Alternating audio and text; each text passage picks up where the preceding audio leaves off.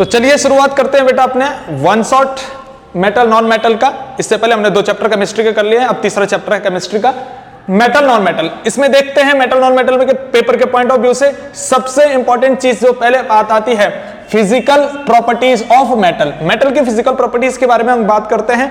सबसे पहला आता है हार्डनेस, कि मेटल क्या होते हैं, हार्ड सब्सटेंस होते हैं, क्योंकि उनके बीच में क्या होता है, इंटरमोलिकुलर फोर्स स्ट्रांग होता है, इसलिए मेटल क्या होते हैं, जनरली हार्ड होते हैं।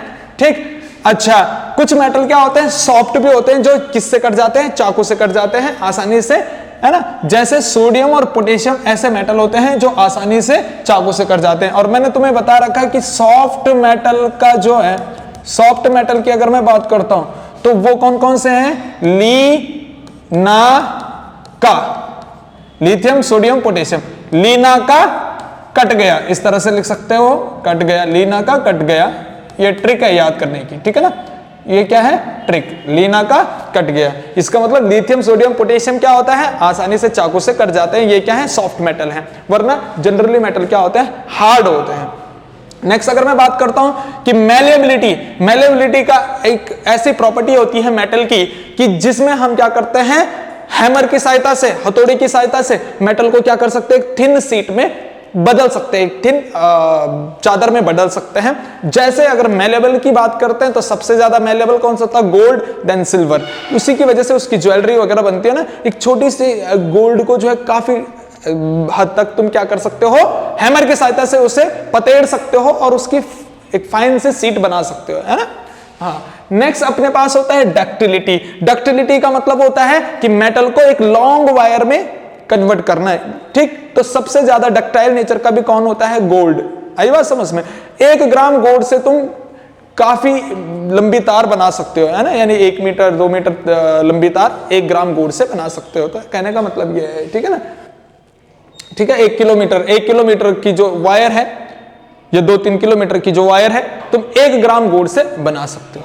ठीक है, ऐसे अगर बात करते हैं कंडक्शंस, दूसरी प्रॉपर्टीज अगर देखते हैं इसकी, तो conduction of heat and electricity. Metal क्या होते हैं, हीट और इलेक्ट्रिसिटी को कंडक्ट करते हैं। मेटल इलेक्ट्रिसिटी को कंडक्ट क्यों करते हैं, due to presence of free electrons, क्योंकि मेटल में क्या होते हैं, फ्री इलेक्ट्रॉन्स होते हैं, इस वजह से वो इलेक्ट्रिसिटी को क्या करते हैं, कंडक्ट करते हैं। ठीक है ना।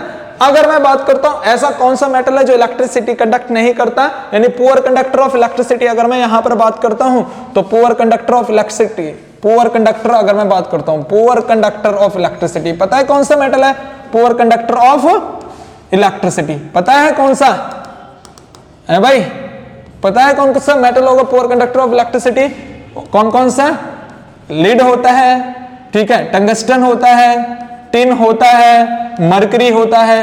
ये 3-4 मेटल ऐसे हैं जो इलेक्ट्रिसिटी के पुअर कंडक्टर होते हैं। कौन कौन से, लीड हो गया, पीबी, डब्ल्यू यानी टंगस्टन या एसएन टिन, और एचजी यानी मरकरी, तो ये पुअर कंडक्टर ऑफ इलेक्ट्रिसिटी होते हैं। ठीक है ना। नेक्स्ट मेटल बोल रहा है कि मेटल क्या होते हैं, लस्टर होते हैं। लस्टर का मतलब होता है शाइनिंग प्रॉपर्टीज रखते हैं। मेटल क्या होते हैं, चमकदार होते हैं। आई बात समझ में। इसी वजह से उनको अधिकतर हम ज्वेलरीज के तौर पे यूज करते हैं, क्योंकि वो शाइनिंग प्रॉपर्टीज रखते हैं। ठीक है ना। तो इस वजह से इस प्रॉपर्टीज को, यानी कि शाइनिंग प्रॉपर्टीज को हम क्या बोलते हैं, लस्टर बोलते हैं मेटल की, है ना।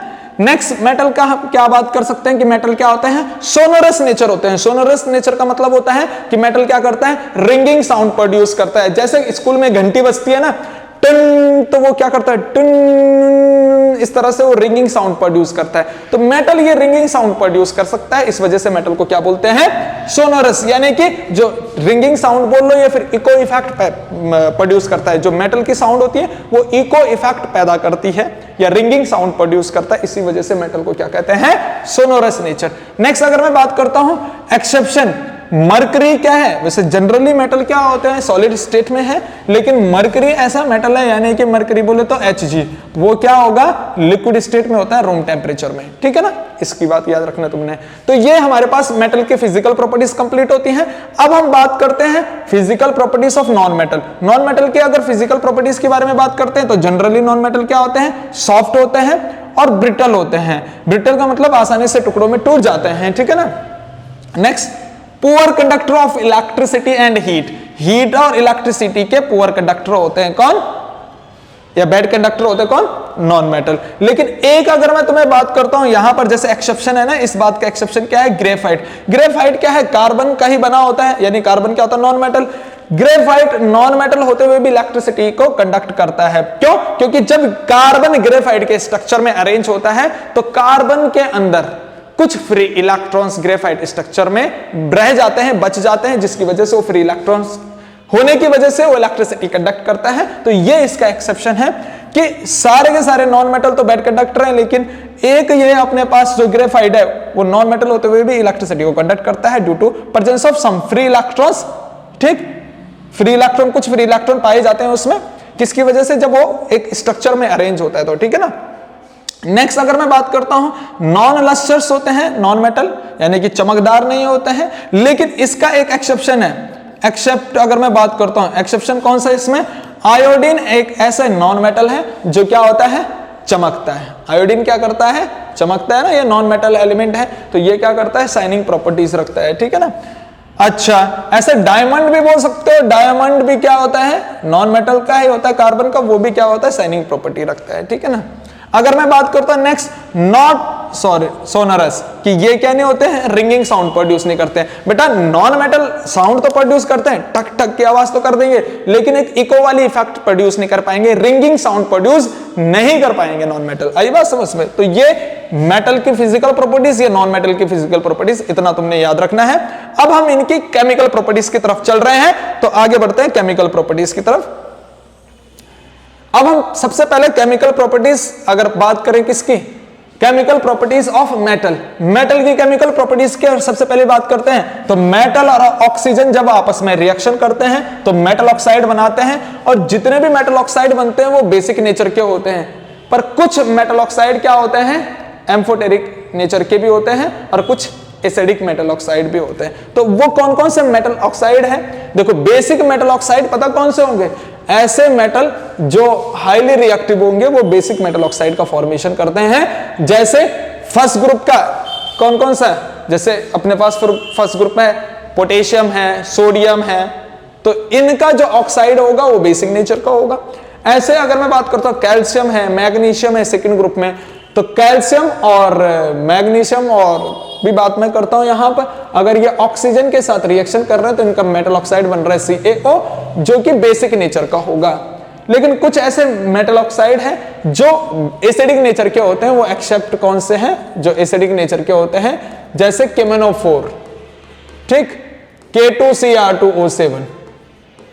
तो ये ऐसे कुछ मेटल ऑक्साइड है, जैसे CrO3 तुमने याद रखने। यहां पर ऑक्सीडेशन स्टेट इनकी हायर होती है मेटल की, यानी कि जिस भी मेटल की ऑक्सीडेशन स्टेट 5, 6, 7 हो, तुम्हें ऑक्सीडेशन स्टेट से कोई मतलब नहीं है, अभी वो 11th क्लास में देखने को मिलेगा। लेकिन अभी तुमने याद रखने कि ये कुछ ऐसे मेटल ऑक्साइड है जो एसिडिक है, लेकिन उसके अलावा अपने पास जो मेटल ऑक्साइड आते हैं वो बेसिक आते हैं जनरली। ठीक है ना। नेक्स्ट अगर मैं बात करता हूं रिएक्शन विद वाटर, अगर मेटल वाटर के साथ रिएक्शन करेगा तो क्या बनाएगा, मेटल हाइड्रोक्साइड बनाएगा और हाइड्रोजन गैस निकालेगा। यानी कि कोई मेटल है, मान लीजिए कैल्शियम, अगर वो वाटर के साथ रिएक्शन कर रहा है H2O के साथ, तो क्या कर रहा है, कैल्शियम हाइड्रोक्साइड यानी कि मेटल हाइड्रोक्साइड बनाएगा और यहां से हाइड्रोजन गैस रिलीज करेगा। ठीक है, तो ये बात याद रखना तुम लोगों ने। ठीक, नेक्स्ट अगर मैं बात करता हूं, मेटल अगर एसिड के साथ रिएक्शन कर रहे हैं, सॉल्ट और हाइड्रोजन गैस निकालते हैं। यह हमने इससे पहले वाले चैप्टर में भी देख लिया था कि अगर कोई भी मेटल है, मान लीजिए मेटल में बात करता हूं Zn, किसी एसिड के साथ रिएक्शन कर रहा है HCl के साथ, तो क्या बन रहा है, ZnCl2 प्लस यहां से क्या निकाल रहा है, हाइड्रोजन गैस निकाल रहा है। तो वेरी वेरी इंपॉर्टेंट, इस बात को याद रख लेना। ठीक है, यही बात समझ में। तो ये अपने पास हो गया। नेक्स्ट अपने पास है रिएक्शन विद मेटल सॉल्ट। अगर मेटल जो है मेटल सॉल्ट के साथ ही रिएक्शन कर रहे हैं, कोई भी मेटल, मान लीजिए जैसे मैंने बोला ये मेटल है Zn, अब ये किसी मेटल सॉल्ट के साथ रिएक्शन कर रहा है जैसे CuSO4, ठीक, तो ये highly reactive metal less reactive metal को उसकी जगह से हटाएगा और आगे क्या बना देगा, अपना सॉल्ट बना देगा और लेस रिएक्टिव मेटल को उससे हटा देगा। इस रिएक्शन को हम क्या बोलते हैं, डिस्प्लेसमेंट रिएक्शन भी बोलते हैं। आई बात समझ में। तो ये मेटल की कुछ केमिकल प्रॉपर्टीज थी। अब हम चलते हैं chemical properties of non metal. Non metal की थोड़ा सा कम केमिकल प्रॉपर्टीज होती हैं। अगर नॉन मेटल ऑक्सीजन के साथ रिएक्शन करेगा तो एसिडिक ऑक्साइड बनाएगा। जैसे एग्जांपल है कार्बन नॉन मेटल है, ऑक्सीजन के साथ रिएक्शन करके CO2 बना रहा है, ये एसिडिक ऑक्साइड है। ठीक है, अच्छा ऐसे मैं बात करता हूं नाइट्रोजन जो है ऑक्सीजन के साथ रिएक्शन करके NO2 बना रहा है, ये एसिडिक ऑक्साइड है, ठीक है। तो ये नॉन मेटल ऑक्साइड अपने पास एसिडिक होते हैं। रिएक्शन विद हाइड्रोजन, ये कोवेलेंट कंपाउंड का फॉर्मेशन करते हैं। अगर कोई भी नॉन मेटल हाइड्रोजन के साथ रिएक्शन कर रहा है, जैसे कार्बन हाइड्रोजन के साथ रिएक्शन कर रहा है तो CH4 बन रहा है, ये कोवेलेंट हाइड्राइड का फॉर्मेशन करते हैं, ठीक। और अगर मैं बात करता हूं ऐसे, मैं दूसरा नॉन मेटल ले लेता हूं, नाइट्रोजन अगर हाइड्रोजन के साथ रिएक्शन कर रहा है तो ये NH3 बना रहा है, ठीक है ना। तो इस तरह से यहां पर क्या बना रहा है, हाइड्राइड बना रहे हैं अपने पास, कोवेलेंट हाइड्राइड नॉन मेटल, ठीक। अच्छा, नेक्स्ट अगर मैं बात करता हूं, जो नॉन मेटल है generally not react with acid, जो नॉन मेटल होते हैं वो जनरली एसिड के साथ रिएक्शन नहीं दिखाते हैं, तो इस बात को भी याद रखना है। तो ये अपने पास केमिकल प्रॉपर्टीज हो गई है मेटल की भी और नॉन मेटल की भी।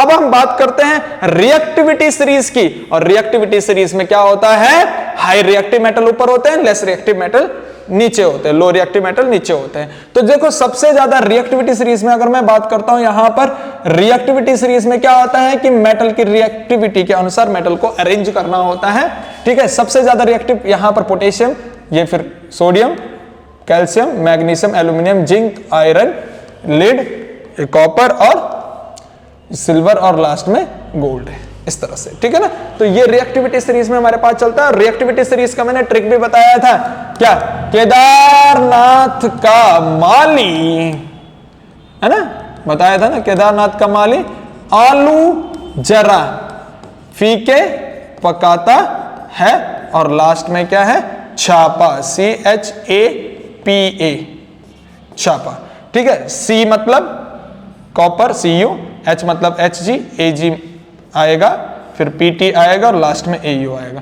तो ये रिएक्टिविटी सीरीज है। सबसे ज्यादा reactive potassium, then sodium, then calcium, then magnesium, then aluminium, then zinc, then iron, then lead, then hydrogen, then copper, then mercury, then silver, then platinum और ये गोल्ड। तो ये रिएक्टिविटी सीरीज है। ऊपर वाला ज्यादा रिएक्टिव, नीचे वाला कम रिएक्टिव होता है। तो ऊपर वाला क्या कर देता है, नीचे वाले को डिस्प्लेस कर देता है। ये रिएक्टिविटी सीरीज में अपने पास आता है, ठीक है।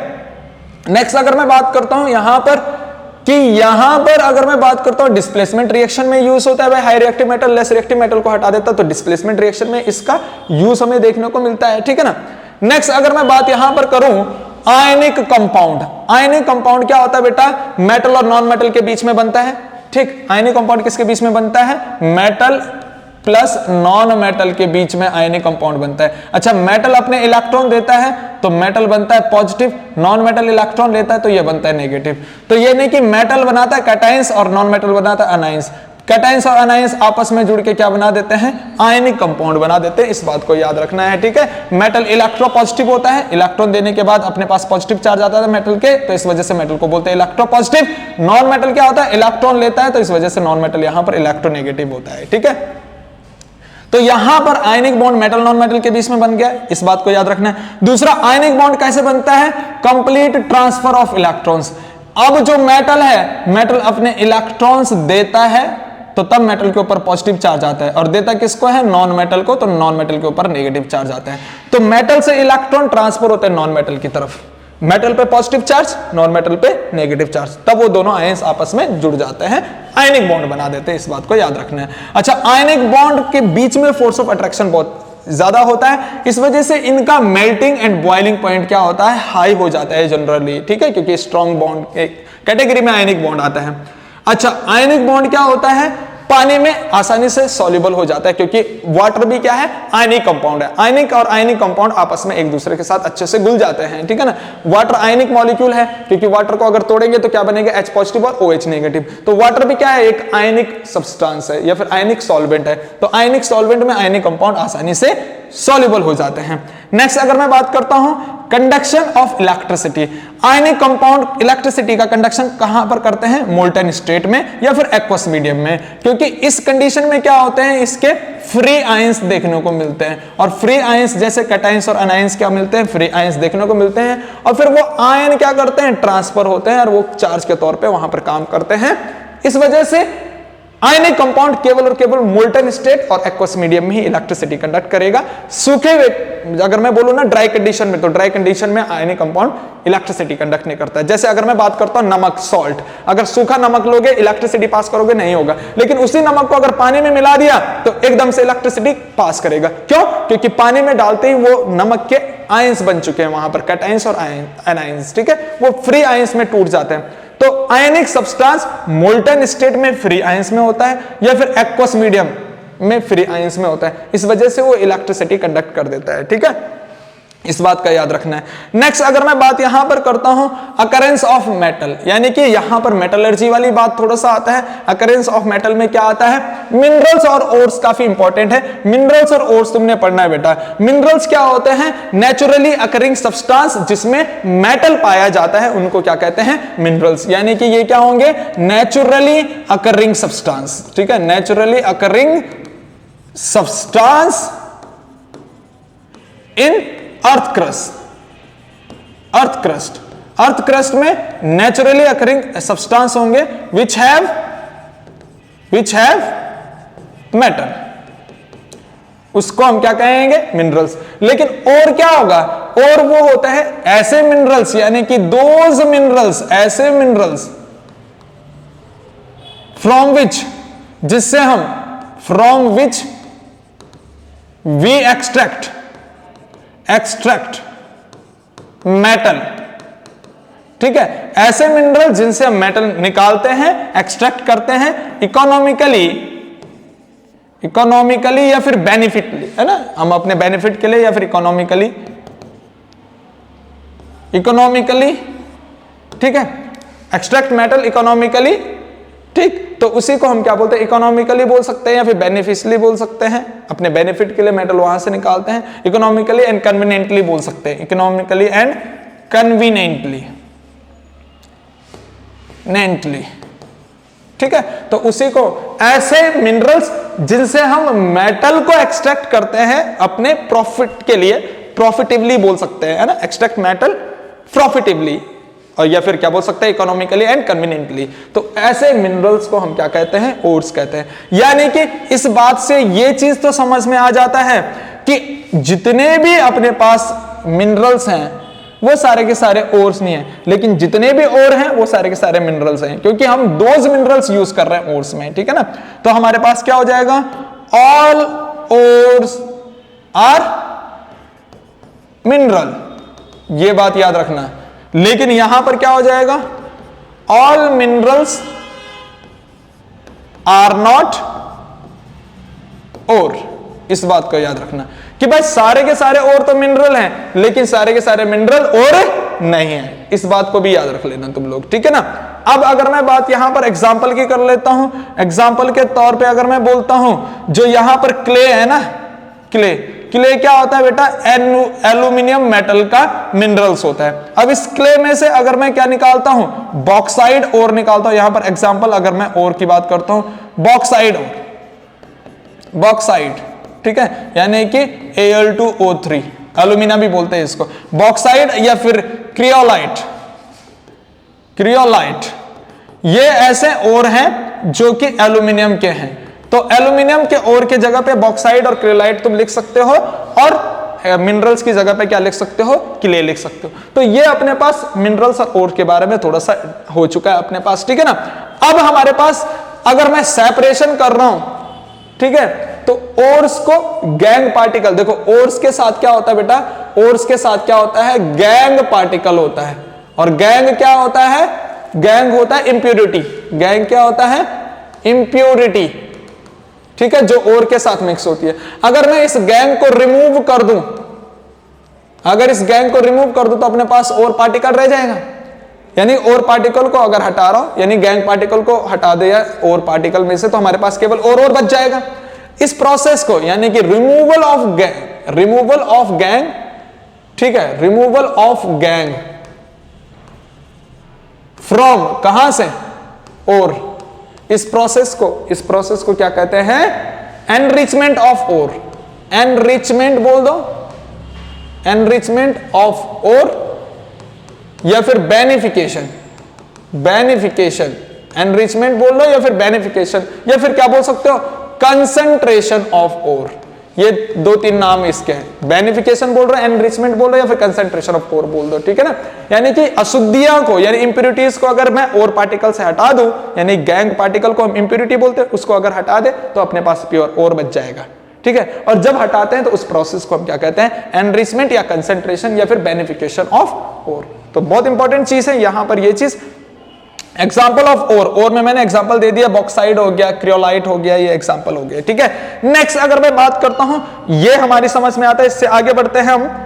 एक्सट्रैक्शंस ऑफ मेटल, यानी कि मेटल को अगर एक्सट्रैक्ट कर रहे हैं तो एक बात ध्यान सुनना, मेटल को एक्सट्रैक्ट करने के जो अलग अलग प्रोसेस अपने पास होती हैं। जो लो रिएक्टिव मेटल है उसको, लो रिएक्टिव मेटल तो अपने पास क्या होते हैं, जैसे आइडियल मेटल है ना, आइडियल मेटल तो वो नेचर में ऐसे ही पाए जाते हैं प्योर फॉर्म में। जैसे अपने पास सिल्वर हो गया, गोल्ड हो गया, ठीक है ना, ये अपने पास क्या होते हैं, या फिर प्लैटिनम हो गया, ये अपने पास आइडियल मेटल है। आइडियल मेटल बोल दो या फिर नेटिव मेटल बोल दो। नेटिव मेटल मतलब ये बहुत ही कम रिएक्टिव होते हैं, आसानी से किसी के साथ रिएक्ट नहीं करते हैं, तो ये प्योर फॉर्म में नेचर में पाए जाते हैं, ठीक। लेकिन जो मीडियम रिएक्टिव मेटल होते हैं जैसे जिंक है, आयरन है, इनको अगर मैं बात करता हूं तो इनका मैं अगर यहां पर एक्सट्रैक्शन करता हूं तो यहां पर रिडक्शन करना पड़ता है, इनका रिडक्शन करना पड़ता है कार्बन के साथ इनका रिडक्शन प्रोसेस करना पड़ता है, तब जाके मैं इसका एक्सट्रैक्शन कर पाता हूं, ठीक। नेक्स्ट अगर मैं बात करता हूं हाई रिएक्टिव मेटल को अगर एक्सट्रैक्ट करना है तो यहां पर इलेक्ट्रोलिटिक रिफाइनिंग होता है, electrolytic refining, very very important. Electrolytic refining, high reactive metal, उसमें इलेक्ट्रोलिसिस करा जाता है, इलेक्ट्रिसिटी पास करा जाता है, तब जाके हाई रिएक्टिव मेटल को अलग किया जाता है। अब अगर मैं बोलता हूं एनरिचमेंट ऑफ ओर में क्या क्या, सबसे पहले स्टेप में हमारे पास एनरिचमेंट ऑफ ओर होता है, यानी कि गैंग पार्टिकल को ओर पार्टिकल से हटा देना है, तो ओर को हमने साफ कर देना, तो हमारे पास केवल ओर पार्टिकल रह जाता है, उस प्रोसेस को कहते हैं एनरिचमेंट ऑफ ओर, ठीक। उसके बाद उस ओर को हमें क्या करना पड़ता है, रोस्टिंग करना पड़ता है।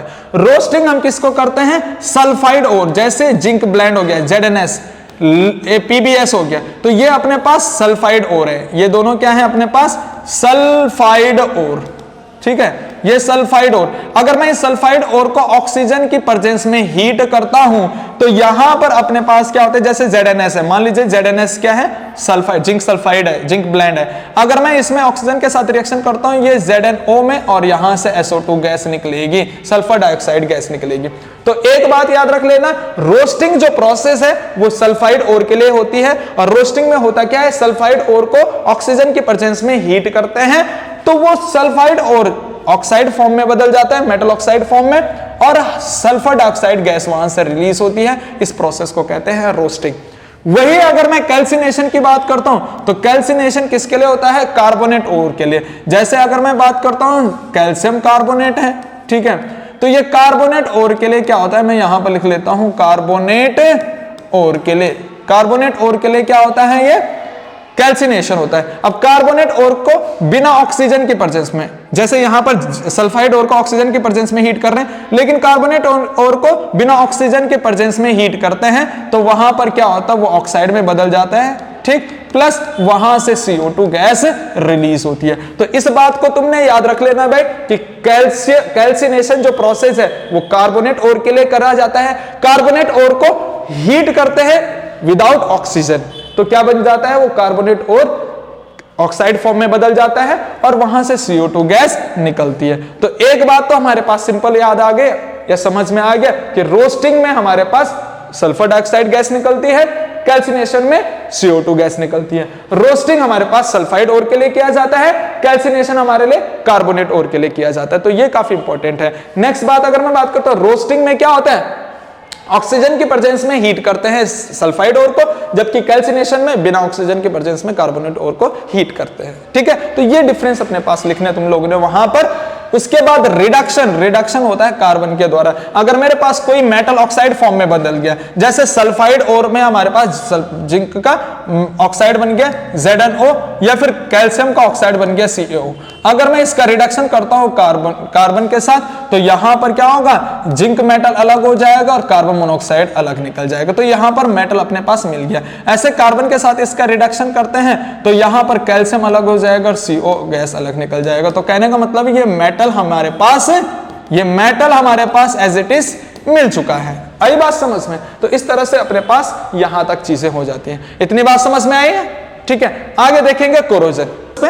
अगर कोरोजन पे चलते हैं बेटा, तो कोरोजन हमें बहुत अच्छे से पता है कि कोरोजन्स में होता क्या है। इससे पहले एसिड बेस वाले चैप्टर में भी मैंने कोरोजन्स के बारे में बताया कि ऑक्सीडेशन, अगर मेटल का ऑक्सीडेशन होता है तो उसी को कोरोजन्स कहते हैं। जैसे आयरन का ऑक्सीडेशन होता है पर्टिकुलरली, तो उसको रस्टिंग कहते हैं। ऐसे कॉपर मेटल का भी ऑक्सीडेशन होता है ना, तो इसको हम कोरोजन कहते हैं। यानी कि मेटल को ऑक्सीडेशन होता है किसकी प्रेजेंस में, ऑक्सीजन और वाटर की प्रेजेंस में, जिसको हम क्या कहते हैं, कोरोजन्स कहते हैं। ठीक है, ये काफी इंपॉर्टेंट चीज है। अगर मैं यहां पर एग्जांपल देखता हूं तो एग्जांपल आता है कोरोजन में रस्टिंग ऑफ आयरन। ठीक, और रस्टिंग ऑफ आयरन का फॉर्मूला मैंने तुम्हें बताया भी था कि अगर मैं रस्टिंग ऑफ आयरन यहां पर लिखता हूं, एग्जांपल रस्टिंग ऑफ आयरन, तो आयरन की रस्टिंग किस तरह से होते हैं, Fe जो है ऑक्सीजन के साथ और वाटर मॉलिक्यूल के साथ रिएक्शन करता है, अब बनता है क्या, Fe2O3.XH2O, और इसी को बोलते हैं रस्ट। ये रस्ट का फॉर्मूला है जिसका कलर होता है बेटा रेडिश ब्राउन। क्या होता है, रेडिश ब्राउन कलर इसका होता है। आई बात समझना? तो ये चीजें हमें देखने को मिल जाता है यहां पर। ठीक है ना, अब हम इस रस्टिंग से बचे कैसे, प्रिवेंशन कैसे करें, भाई पेंट कर दो आयरन जो आर्टिकल होगा, या फिर आयरन की जो लोहे की जो भी चीजें हैं उस पे बाहर से क्या कर दो, पेंट कर दो, तो वो बच जाएगा उससे। या फिर गैल्वेनाइजेशन कर दो। गैल्वेनाइजेशन क्या है कि जो जिंक की परत है वो किसके ऊपर चढ़ा दो, आयरन के ऊपर जिंक की परत चढ़ा दो, तो उसको क्या बोलते हैं, गैल्वेनाइजेशन। जैसे मान लीजिए ये आयरन आर्टिकल है, ये Fe आर्टिकल है, इसके ऊपर अगर मैंने जिंक की लेयर चढ़ा दी कि ताकि ये आयरन रस्ट ना हो, तो इस घटना को कहते हैं क्या, गैल्वेनाइजेशन। यानी ऐसी प्रोसेस ये इलेक्ट्रोलिसिस के दौरान चढ़ाए जाते हैं। Electrolysis process in which zinc layer covered iron article. अरे आई बात समझ में? तो उसी प्रोसेस को हम क्या कहते हैं, गैल्वेनाइजेशन कहते हैं। अब अलॉइंग क्या होता है, या तो तुम क्या कर दो, मिक्सचर ऑफ मेटल कर दो, अलॉय बना दो, है ना, मेटल का मिक्सर करके अलॉय बना दीजिए। जैसे ब्रास है, ब्रॉन्ज है, ठीक है, स्टील है, इस तरह से हम अलॉय कर सकते हैं मिक्सर ऑफ मेटल को करवा के। ठीक है ना, अलॉय क्या होता है, अब यहां पर हमारे पास लास्ट टॉपिक आता है अलॉय। अलॉय होता है, अगर डेफिनेशन की बात करते हैं तो मिक्सचर ऑफ मेटल, और मेटल के साथ कुछ नॉन मेटल भी हम ऐड कर सकते हैं ताकि उसकी क्या हो सके, रस्टिंग प्रॉपर्टी या फिर कोरोजन प्रॉपर्टीज खत्म हो सके। आई बात समझ में? तो इसीलिए हम अलॉइंग करते हैं, और या फिर उसकी टेंसाइल स्ट्रेंथ या फिर उसके अंदर रेजिस्टिविटी ज्यादा आ सके, है ना, उसके अंदर मेल्टिंग पॉइंट बढ़ सके, तो इस तरह से हम क्या करते हैं, अलॉय बनाते हैं मेटल को मिक्स करके, और उसके साथ थोड़ा बहुत नॉन मेटल भी मिक्स कर सकते हैं। जैसे यहां पर अलॉय एग्जांपल में आ जाता है ब्रास। ब्रास अगर मैं बात करता हूं, ब्रास कॉपर और जिंक का अलॉय है, इस बात को याद रखना, पेपर में पूछा जाता है। अच्छा, ब्रॉन्ज किसका है, कॉपर और टिन का। आई बस समझ में? ब्रॉन्ज जो है किस किस का मेटल का मिक्सचर है, कॉपर और टिन का। स्टील अगर मैं बात करता हूं तो आयरन प्लस कार्बन और कुछ थोड़ा बहुत और भी एलिमेंट अपने पास, या फिर मेटल जैसे मैग्नीशियम है, और भी अदर अपने पास आ जाते हैं। मैग्नीशियम के साथ साथ यहां पर और भी हम एल्यूमिनियम वगैरह ये चीजें यूज कर सकते हैं, लेकिन मेन कंपोजिशन यहां पर किसका होता है, आयरन और कार्बन का। ठीक है ना, कार्बन नॉन मेटल है, यहां पर दोनों मेटल का मिक्सचर ब्रास अलॉय, दोनों मेटल का मिक्सचर ब्रॉन्ज अलॉय, लेकिन यहां पर मेटल के साथ कार्बन यानी कि नॉन मेटल अपने पास आ जाता है स्टील में। ठीक है ना, तो ये अपने पास हो जाता है इस तरह से। आई बात समझ में? तो ये चीजें अपने पास क्या है, सारा का सारा ओवरव्यू है चैप्टर का, सारे के सारे बेसिक सी चीजें हमने, या फिर जितनी भी इंपॉर्टेंट चीजें पेपर के पॉइंट ऑफ व्यू से हमने देखनी थी, वो सारा का सारा मेटल नॉन मेटल वाले चैप्टर में अपने पास कंप्लीट हो गया, इसका वन शॉट। इतना ही टॉपिक काफी इंपॉर्टेंट होता है बेटा पेपर के पॉइंट ऑफ व्यू से। ठीक है ना, यही सारा का सारा पेपर के पॉइंट ऑफ व्यू से काफी इंपॉर्टेंट है, तुमने इसी पे फोकस करना है। ठीक है, बाकी पूरे चैप्टर में भी अगर कोई भी डाउट रहेगा पूरे चैप्टर में तो पूछ लेना, मैं पूरी कोशिश करूंगा तुम्हारे जवाब देने की। ठीक है ना, तो कोई डाउट होगा तो तुम जरूर पूछना है। आई बात समझ में? फिर मिलेंगे नेक्स्ट वन शॉट में। सक्सेस मतलब ग्लोबल वननेस।